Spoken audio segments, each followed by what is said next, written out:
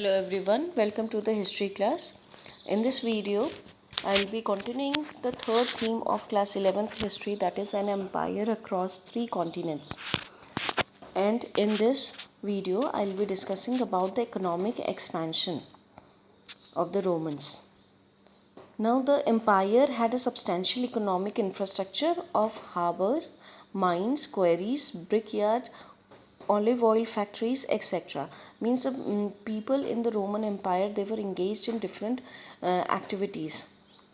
Wheat, wine and olive oil were traded and consumed in huge quantities, and they came mainly from Spain, the Gallic provinces, North Africa, Egypt and Italy. Right?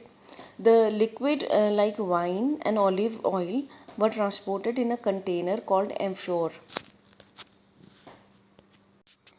This is an image of an amphore used for trading olive oil or wine. The fragments and shreds of a very large number of these survives, and it has been possible for the archaeologists to reconstruct the precise shapes of these containers. So here in this image you can see different shapes of these amphore used for trading purpose. It tells us what they carried and say exactly where they were made by examining the clay content and matching the finds with clay pit throughout the Mediterranean. In this we can say with some confidence that Spanish olive oil, to take just one example, was a vast commercial enterprise that reached its peak in the year 140 to 160. The Spanish oil of this period was mainly carried in a container called drizzle 20. See, this is the image. It is named after an archaeologist who first established its form. If finds of drizzle 20 are widely scattered across sites in Mediterranean, this suggests that Spanish olive oil circulated very widely indeed. By using such evidences, the archaeologists are able to show that Spanish producers succeeded in capturing the market of olive oil from their Italian counterparts. This would only have happened if Spanish producers supplied a better quality oil at lower prices.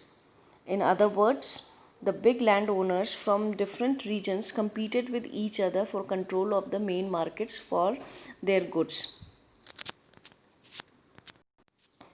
These are the some of the sculptures showing the how the olive oil and other containers or the wines were used for trading purpose. A scene of the Roman market you can see here. Later, after 425, North Africa dominance was broken by East in the later 5th and 6th centuries.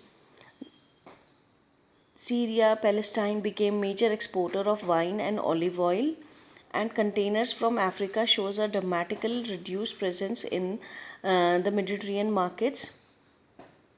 Behind these broad movements, the prosperity of individual regions rose and fell depending on how effectively they could organize the production and transport of particular goods and on the quantity of those goods. See, this is the marketplace.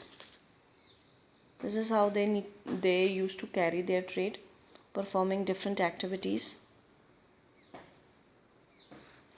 The empire included many regions that had a reputation for exceptionally fertility.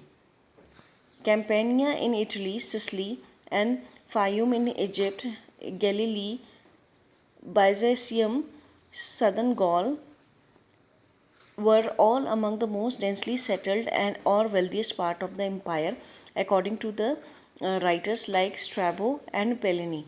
The best kinds of wine came from Campania. On the other hand, large expanses of Roman territory were in a much less advanced state. For example, transhumance.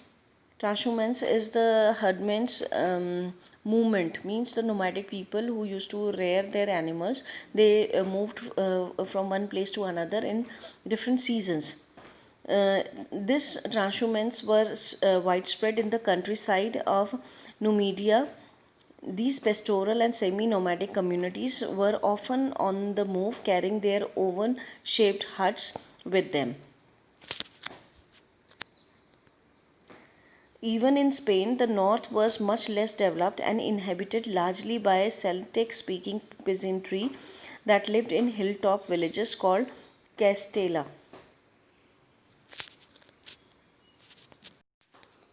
Here, some more images showing the common Roman marketplace. People performing different activities and the use of amphor. You can see it in the images. In this map, you can see how the Mediterranean was the central of the Roman Empire, and how the trading activities were conducted. The different things were traded in different parts of this empire, like the copper, dried sauce, gold, ivory, oil, silver, tin from Rome. Similarly, the other things. In this map, you can see the major trade routes and different things that were traded through these routes are given.